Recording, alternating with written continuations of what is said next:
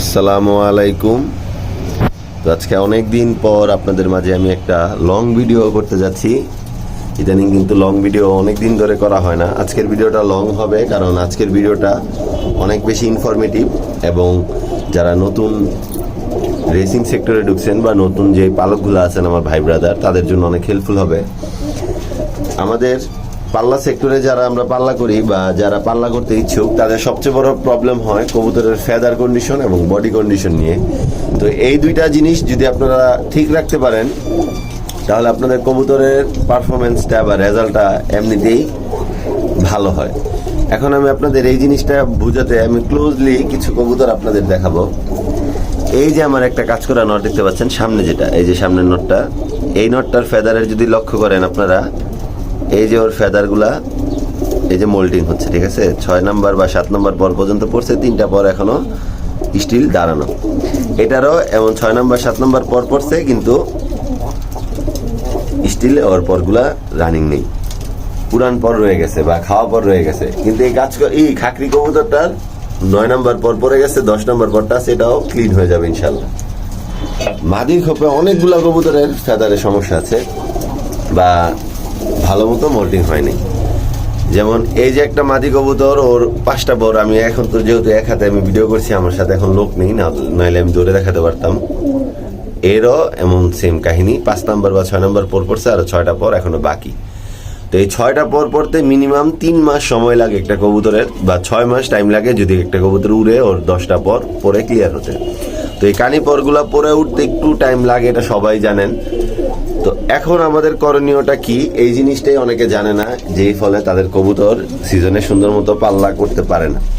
তো এখন আপনাদের করতে হবে, যদি বিষয়টা আমি আপনাদের বুঝিয়ে বলি, যে কবুতরগুলো আর আপনাদের 5 নম্বর বা 6 নম্বর পর পড়ে গেছে অলরেডি, মানে 5 নম্বর পর পর্যন্ত চলতেছে মোল্টিং, পুরান পরগুলো এখনো রয়ে গেছে, সেই ক্ষেত্রে আপনারা 9 এবং 10 নম্বর 2টা ফেদার একসাথে ছিঁড়বেন, মানে টেনে দিবেন। টানার ক্ষেত্রে অনেক কিছু লক্ষ্য করতে হবে, আমি আপনাদের বুঝিয়ে সেটা বলবো। আর যে কবুতরগুলা ইতিমধ্যে 8 নাম্বার 9 নাম্বার পর ফেলে দিছে, সেগুলাকে আপনাদের হাত লাগানোর কোনো প্রয়োজন নেই। এই 1 মাস আটকিয়ে রাখলে, বাড়ি খাবার দিলে ওগুলা এমনি ওই পরগুলা ফেলে উঠিয়ে ফেলবে। কিন্তু যে কবুতরগুলা আপনার 5 নম্বর বা 6 নম্বর ফেদারে এখনো মোল্টিং এ আটকে আছে, ওই কবুতরগুলা কিন্তু 10 নম্বর পর পর্যন্ত ভাদ্র মাস আস্তে আস্তে ওই পরগুলা কখনো ক্লিন হবে না।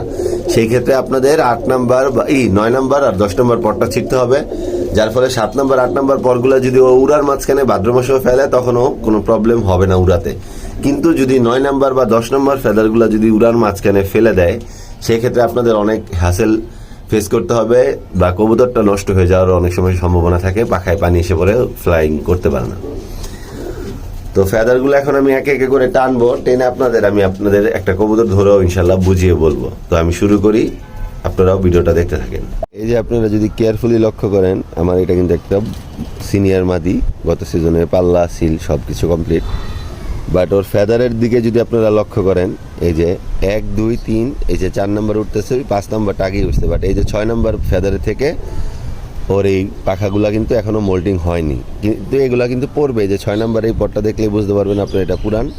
7 8 9 10, তো এই যে ফেদারগুলো আছে এগুলো কিন্তু ওর কন্টিনিউয়াসলি মোল্টিং হবে। বাট এই পরগুলো যদি এখন আমি ছিঁড়ে না দিই বা এগুলো মোল্টিং ক্লিয়ার না হয়, সেক্ষেত্রে কিন্তু এই কবুতরটা শীতে গিয়ে পাল্লার জন্য আমার ডিসকোয়ালিফাই হয়ে যাবে, কারণ ফেদার ক্লিয়ার না থাকলে ওই কবুতর পাল্লায় কখনো ভালো করে না, এটা সবাই জানেন।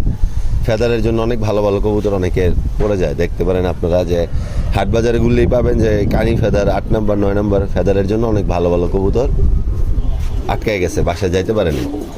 তো এই ক্ষেত্রে এখন আমি এই যে 10 নম্বর 9 নম্বর, এটার চাইলে 8 নম্বর পরও টানা যায়, বাট আমি টানবো না, এটার এমনি পড়বে। 9 নম্বর আর 10 নম্বর পরগুলো এটার ছিঁড়ে দিব। ছিঁড়ে দেওয়ার ফলে হবে কি, এখন আজকে হলো জুলাই মাসের 16 তারিখ, হ্যাঁ জুলাই মাসের 16 তারিখ চলতেছে। জুলাই মাসের 16 তারিখ, আর ভাদ্র মাসের 14 তারিখে আগস্ট মাসের 14 তারিখে শুরু হবে পয়লা ভাদ্র, মানে ভাদ্র মাসের প্রথম দিন। তো 1 মাস 7 দিন বা 8 দিনের মধ্যে আপনাদের একটা ফেদার উঠে যায়। তো এখন যদি আমি এই কবুতরের, আজকে জুলাইয়ের 16 তারিখ, যদি এই কবুতরের ফেদারগুলো ছিঁড়ে দেই, তাহলে ভাদ্র মাসের 1 তারিখের মধ্যে আমার কবুতরটার ফেদারগুলো মোটামুটি শক্ত হয়ে যাবে, মানে উড়লে ভাঙবে না এরকম হয়ে যাবে। আর যদি আমি ভাদ্র মাসের প্রথম সপ্তাহ কবুতরগুলোকে লক রাখি, যেমন ধরেন ভাদ্র মাসের আগস্ট মাসের 14 তারিখে শুরু হলো, 20 তারিখে যদি আমি কবুতরগুলোকে বাইরে ছাড়ি বা 25 তারিখে আমি বাইরে ছাড়ি, সেক্ষেত্রে দেখা যাবে আমার কবুতরগুলো একবারে ফুললি সুন্দর ফেদার নিয়ে, নতুন ফেদার নিয়ে উড়বে এবং ওই ফেদারগুলো রোদে শক্ত হয়ে যাবে। ওই ফেদারগুলো পাল্লার জন্য বা উড়ার জন্য কবুতরকে একটা স্টেমিনা ভালোভাবে দিতে পারবে। তো এই জন্যই আমরা মোটামুটি পিলিংটা করি। আর এই ফেদারগুলো কেটে রাখার জন্য, কেটে রাখার সুবিধাটা কি অনেকে আমাকে জিজ্ঞেস করেছেন। আপনারা যারা কাটেননি তারাও আপনারা ভয় পাবেন না, কেটে রাখলে সুবিধাটা হয় কবুতরটা ব্যথা কম পায়, প্লাস আপনার এই ফেদারটা টানলে অনেক সময় দেখা যায়, সবসময় হয় না, যে কবুতরের শরীরে জিঙ্কের বা ভিটামিনের ঘাটতি থাকে সেই কবুতরের ক্ষেত্রে দেখবেন আপনাদের ফেদারটা অনেক ক্ষেত্রে মারা যায়। মানে ফেদারের যে একটা শিকড় থাকে, ওই শিকড়টা একবারে মরে যায় ফেদারটা টানার পরে, ওইখানে আর ফেদার হয় না। আমার বাসায় হয়েছে, আমি যদি এই কবুতরটা দেখাই যে এটা কিন্তু 9টা ফেদার, এটা আজ পর্যন্ত আর দর্শক হয়নি, যে কারণে এই কবুতরটা আমি আর উড়াইনি। ঠিক আছে, এই কবুতরটা আজ পর্যন্ত 9টা ফেদারই রয়ে গেছে। এটার পরকেটে রেখে দেয়, কিন্তু এবার দিয়েছি ফেদার, দেখি 9 পর নিয়ে উঠবে, কারণ এবার আমি পরকাটা কবুতর রাখবো না, অনেকবারই আপনাদের বলেছি। তো যেটা আমি বলতে নিয়েছিলাম আবার সেটাতে যাই। তো এটা কাটার ফলে এই ফেদারগুলো আপনাদের মারা যায়। আপনারা যদি একটা জিনিস খেয়াল করে দেখবেন সবসময়, যে কবুতরগুলো আপনাদের বাসায় পরকাটা আছে ওগুলার মোল্টিং সবার আগে ক্লিয়ার হয়। যেমন বাই আপনাদের আমি যদি দেখাই, এই যে আপনাদের আমার এই মাক্সিমাদিটা কিন্তু আমার বাসায় উড়ানো না, ওইটা আমার বাসায় রেজাল্ট করা কবুতর, ওইটা লেজ কেটে দিছি ময়লা হয়ে যাওয়ার কারণে। বাট এই মাক্সি কবুতরটা আমার বাসায় উড়ানো না কোনো মতেই, মানে এটা আমার কালেক্ট করে একটা মাদি ছিল রেজাল্ট করা। তো এই মাদিটার ফেদার কিন্তু শীতে আমি সবগুলা পর কেটেছি, এটা শীতের পরে আমার বাসায় কালেক্ট করা ছিল আর কি, জানুয়ারির দিকে। তো এই মাদিটা দেখেন একবারে 10টা ফেদার, 9টা ফেদার উঠে গেছে। ওই যে 10 নম্বর ফেদারটা আপনারা নিচের দিকে ভালো করে লক্ষ্য করলে দেখবেন ওই যে নিচে একটা পর রয়েছে শুধু। আর এই যে কবুতরের ফেদারগুলো যে রানিং ছিল, ওই কবুতরগুলোর ফেদার এখনো মোল্টিং হয় নাই। তো এটা আপনারা আশা করি বুঝতে পেরেছেন যে ফেদারগুলো কাটার ফলে বেনিফিটটা কি পাওয়া যায়, ফেদারগুলো তাড়াতাড়ি মোল্টিং হয়। তো এই কবুতরটার ফেদারটা আমি টেনে আপনাদের দেখাচ্ছি, আর সবগুলো কবুতরে এখন আমি ফেদার টানবো।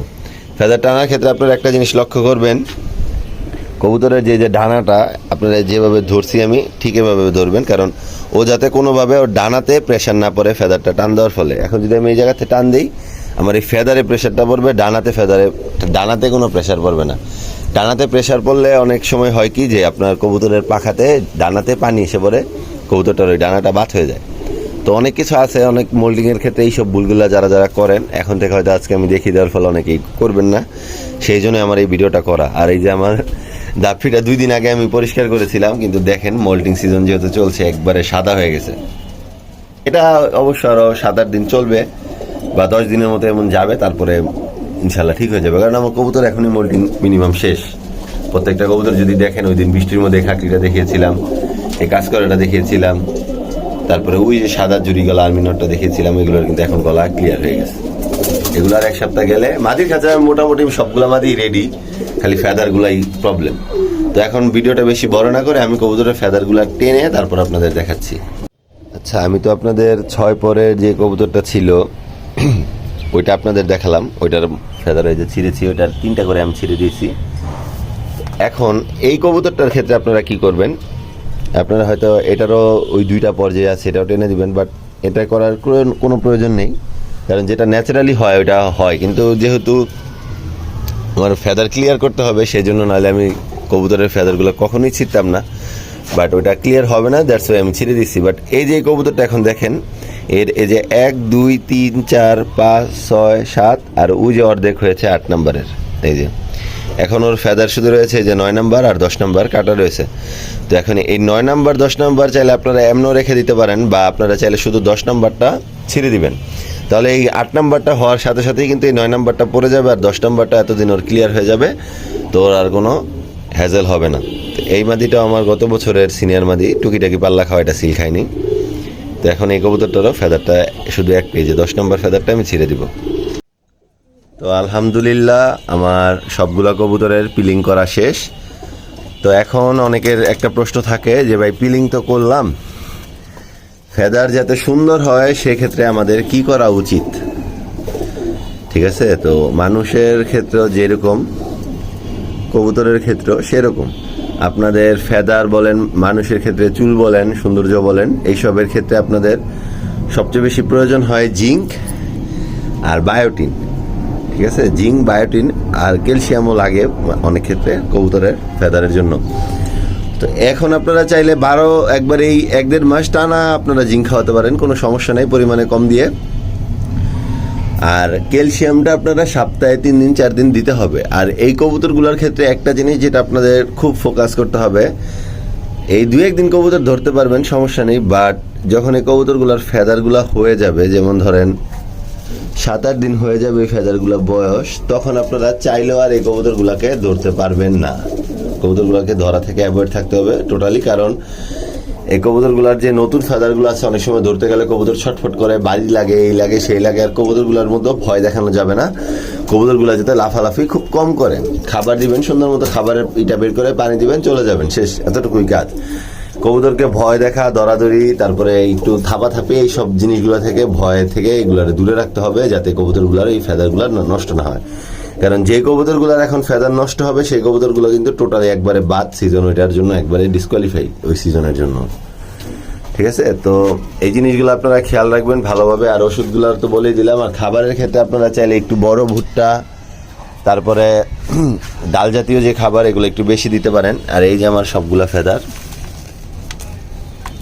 এই যে এখানে অনেকগুলা সিলসহ ফেদারও আছে, যেমন এই যে একটা, কত কষ্ট পরিশ্রমের পরে এটা অর্জন হয়েছিল, এখন এটা ছিঁড়ে ফেলে দিতে হচ্ছে। যাই হোক, কিছু কষ্ট কিছু ভালোর জন্যই হয়, কবুতরগুলোর ভালোর জন্যই করেছি। তো এখন আর আরেকটা জিনিস খেয়াল করতে হবে আপনাদের, যে কোনো প্রকার অ্যান্টিবায়োটিক জাতীয় ওষুধ এই কাঁচা ফেদার থাকতে দেওয়া যাবে না। সেক্ষেত্রে কিন্তু এই ফেদারের শিকড়টা সহ মারা যাবে, ফেদারটা নষ্ট হয়ে যাবে। যেরকম ধরেন আপনারা প্যারাস্টপের কোর্স করান অনেকে, ভ্যাকসিন করান অনেকে, ঠান্ডার ওষুধ দেন অনেকে, তারপরে আপনারা আরো অনেক প্রকার যেমন প্রোবায়োটিক দেন। এই সব জিনিসগুলো আপনারা টোটালি অ্যাভয়েড করতে হবে। কোনো প্রকার ব্যথার ওষুধ, কোনো প্রকার অ্যান্টিবায়োটিক, কোনো প্রকার ভ্যাকসিনেশন এই টাইমে করানো যাবে না। এই জিনিসটার দিকে আপনারা ভালোভাবে লক্ষ্য রাখবেন। তাহলে এই কবুতরের মোল্টিং প্লাস এই ফেদার, নতুন ফেদার সব একেবারে যাবে, কবুতরটা সিজন কোনো মতে ভালোভাবে হবে না। এই ফেদারগুলো উঠার পরে ভাদ্র মাসের পরে হালকা হালকা শীতের বাতাসটা ছাড়বে যখন, আশ্বিন মাসের দিক দিয়ে আপনারা প্যারাস্টপ করান, ভ্যাকসিন করান, সব করান। কিন্তু এই টাইমে কখনো ভ্যাকসিনেশন বলেন, তারপরে ঠান্ডার ওষুধ বলেন, এইসব কোনো কিছু দেওয়া যাবে না। যদি কবুতরের ঠান্ডা লাগে, অনেকেরই এখন ঠান্ডা লাগবে গরমে, বা বৃষ্টি থাকবে, গ্যাস হবে খোপের মধ্যে, সেক্ষেত্রে আপনারা করতে পারেন একটু গরম পানির সাথে মধু খাওয়াতে পারেন, বা কালিজিরা খাওয়াতে পারেন, বা রসুন, কালিজিরা, মধু এইসব একসাথে মিশিয়ে খাওয়াই দিতে পারেন। সেই ক্ষেত্রেও ঠান্ডার একটা ভালোই হবে। যদি তারপরও না হয়, তাহলে তুলসী পাতা দিতে পারেন সাথে, আর ওই যে মানুষ যে খায় লং, সেটা দিতে পারেন। সেক্ষেত্রে কবুতরের ঠান্ডাটা অটোমেটিক কমে যাবে প্রথম স্টেজ থেকে দিলে।